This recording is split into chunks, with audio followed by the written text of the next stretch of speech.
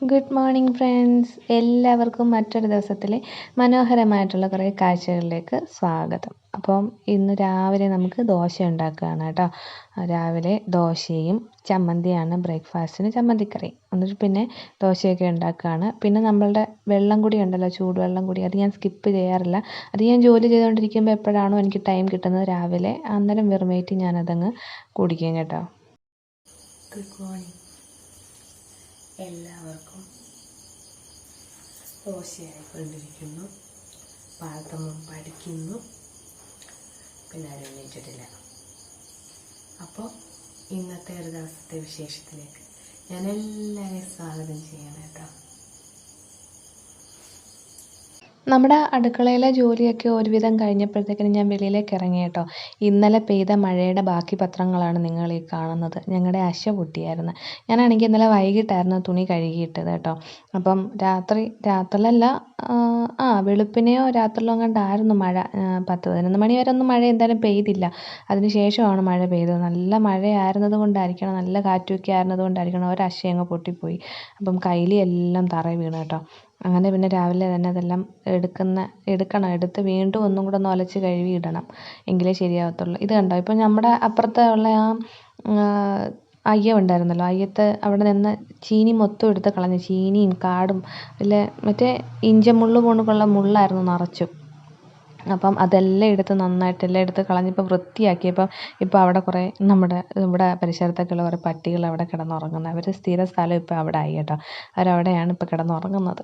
അത് പിന്നെ ഞാൻ കണ്ടത് ഞങ്ങളുടെ അശ പൊട്ടി കിടക്കുന്നത് കണ്ടു. പക്ഷെ എന്ത് ചെയ്യാൻ, ഇനി അത് കെട്ടണം. ഇത് വേറൊരു അശയാണ് കേട്ടോ. പിന്നെ ദാ മഴത്തുള്ളികൾ മൈലാഞ്ചിക്കകത്ത് തട്ടി നിൽക്കുന്നു. അപ്പം അതൊന്ന് കുലുക്കാം. ഇങ്ങനെയൊക്കെ ചെയ്യുമ്പോൾ നമ്മൾ വീണ്ടും കുട്ടിക്കാലത്തേക്ക് പോകുമല്ലേ, കുഞ്ഞു പിള്ളേരുടെ കണക്ക്. ഇടയ്ക്കിടയ്ക്കൊക്കെ അങ്ങനെയൊക്കെ ആവുന്നത് നല്ലതല്ലേ. എപ്പോഴും ഇങ്ങനെ സീരിയസ് ആയിട്ട് ഇങ്ങനെ എയർ പിടിച്ച് നടക്കുന്നതിലെന്നല്ല കുറച്ചൊക്കെ ആ ഒരു കുട്ടിത്തം കാണിക്കുന്നത് നല്ലത് തന്നെയാണ്. പിന്നെ ദാണ്ടെ ഞാൻ അന്ന് നട്ട എൻ്റെ ചെടി ഒക്കെ ഒരുവിധം വളർന്നിട്ടുണ്ട്. ശംഖുപുഷ്പം നന്നായിട്ട് വളർന്നു കേട്ടോ. ശംഖുപുഷ്പത്തിന് അതിലെല്ലാം നന്നായിട്ട് പൂവുണ്ട്. വെള്ള ശംഖുപുഷ്പമാണ് ഞാനിവിടെ നട്ടത്. ഇനിയിപ്പോൾ നീല ശംഖുപുഷ്പം വീട്ടിലുണ്ട്, വീട്ടിൽ പോയിട്ട് വരുമ്പോൾ കൊണ്ടുവരണം. പിന്നെ ഈ 10 മണി അതിനകത്തിലും പൂ പിടിച്ചായിരുന്നു കേട്ടോ. അത് ഞാൻ നിങ്ങളെ ഒരു വീഡിയോയ്ക്കകത്ത് കാണിച്ചായിരുന്നല്ലോ. പിന്നെ എൻ്റെ റോസയൊക്കെ ഇങ്ങനെ വളർന്നു വരുന്നതേ ഉള്ളൂ. പിന്നെ കറ്റാർ വാഴ അവിടെ ഞാൻ കുറച്ച് 2-3 കുട്ടികളെ നട്ടിട്ടുണ്ടായിരുന്നു. അതിലൊരെണ്ണം ആണെങ്കിൽ എന്തോ വന്ന് അതിൻ്റെ ഒരു തണ്ട് അറുത്തിട്ടേക്കുന്നു. അങ്ങനെ പിന്നെ അതൊക്കെ നോക്കി എല്ലാം കഴിഞ്ഞു ദേ അകത്ത് കയറിയിട്ടുണ്ട്. അച്ഛനും മോനും രാവിലത്തെ ബ്രേക്ക്ഫാസ്റ്റ് കഴിക്കുകയാണ് കേട്ടോ. ഒരാൾ റെഡിയായി എല്ലാം കഴിഞ്ഞിട്ടാണ് കഴിക്കുന്നത്. ഒരാൾ കുളിയും നനയും വിളക്ക് വെപ്പുമൊക്കെ കഴിഞ്ഞതിന് ശേഷമാണ് കഴിക്കുന്നത് കേട്ടോ. അങ്ങനെ അണ്ണന് പിന്നെ ചോറും കാപ്പിയും എല്ലാം ആയിട്ട് ഇതാ ഞാൻ പറഞ്ഞു വിടുകയാണ് കേട്ടോ. ഇത് എന്താണെന്ന് ചോദിച്ചു കഴിഞ്ഞാൽ പെട്ടെന്ന് തന്നെ പോകണമായിരുന്നു, ദൂരെ എവിടെ കണ്ടൊരു സ്ഥലത്ത് പോകണമായിരുന്നു. പിന്നെ ഞാൻ അവിടെ നിന്നുകൊണ്ട് ഈ പറയുന്നതെന്ന് പറഞ്ഞാൽ വൈകിട്ട് നമ്മുടെ വീട്ടിലേക്ക് വേണ്ടുന്ന സാധനങ്ങൾ മേടിച്ചുകൊണ്ട് വരുന്നതിൻ്റെ ഒരു ലിസ്റ്റ് അങ്ങോട്ട് പറഞ്ഞു കൊടുക്കും. ഇപ്പോൾ പറഞ്ഞു കൊടുത്താലും വൈകിട്ടാകുമ്പോൾ ഒരു കോള് വരും, എന്തൊക്കെയായിരുന്നു മേടിക്കേണ്ടതെന്ന് ചോദിച്ചുകൊണ്ട്. അപ്പോൾ പറയുന്നതൊക്കെ വെറുതെയാണ്, വൈകിട്ട് നമ്മൾ ഫോൺ വിളിച്ച് പറയുന്നതായിരിക്കും നല്ലത്. അങ്ങനെ പിന്നെ പാർത്തും മോനും പോവാൻ റെഡിയായി. അവനും ടാറ്റായും ഉമ്മായും ഒക്കെ തന്നു പോയിട്ടുണ്ട്. ഈ ഞാനും അമ്മയും വീടും മാത്രമാണുള്ളത് കേട്ടോ. പിന്നെ എൻ്റെ കുറച്ച് ജോലികളും തിരക്കുകളും ഒക്കെ കഴിഞ്ഞതിന് ശേഷം നമ്മൾ വൈകിട്ടും അടുക്കളയിലേക്ക് കയറണം. രാവിലത്തെ പോലെ തന്നെയാണ് വൈകിട്ടും. കുഞ്ഞുങ്ങൾ സ്കൂൾ വിട്ട് വരുമ്പോൾ രാവിലെ കൊടുത്തത് തന്നെ വീണ്ടും വൈകിട്ട് കൊടുക്കുമ്പോൾ അവർക്ക് ഭയങ്കര ഒരു മടുപ്പായിരിക്കും. അപ്പോൾ എന്തെങ്കിലും വെറൈറ്റി ആയിട്ട് എന്തെങ്കിലുമൊക്കെ നമ്മൾ ഉണ്ടാക്കണമല്ലോ. അപ്പോൾ ഞാനാണെങ്കിൽ ശർക്കര പാനി കാച്ചിയതിനകത്ത് കുറച്ച് ഏത്തയ്ക്ക കണ്ടിച്ചിട്ട് പുഴുങ്ങിയതും പിന്നെ മസാല ദോശ പോലെ നല്ല ഇച്ചിരി മൊരിച്ച് ദോശയും, രാവിലത്തെ ദോശമാവ് ഉണ്ടായിരുന്നു, ദോശയും പിന്നെ ഇച്ചിരി വെള്ളച്ചമ്മന്തി എല്ലാം കൂടെ ആയിട്ട് കൂട്ടി കൊടുത്തു. അപ്പോൾ അത് കണ്ടപ്പോൾ തന്നെ അവന് വയർ നിറഞ്ഞ പോലെ ആയിപ്പോയി. അവന് ഇഷ്ടപ്പെട്ടു.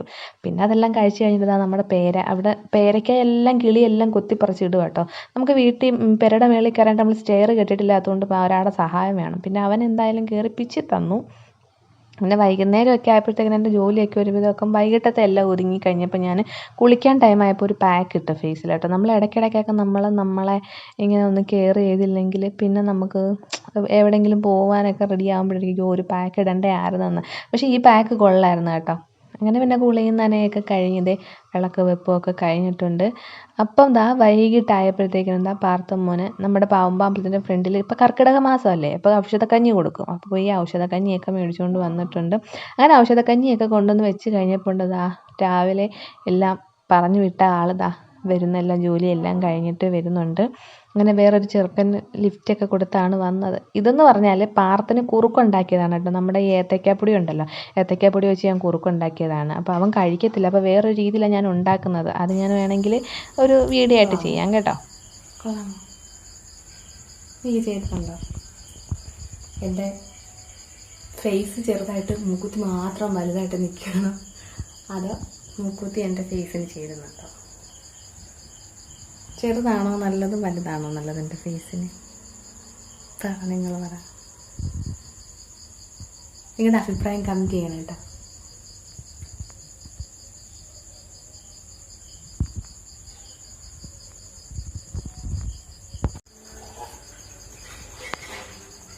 ഔഷധക്കഞ്ഞി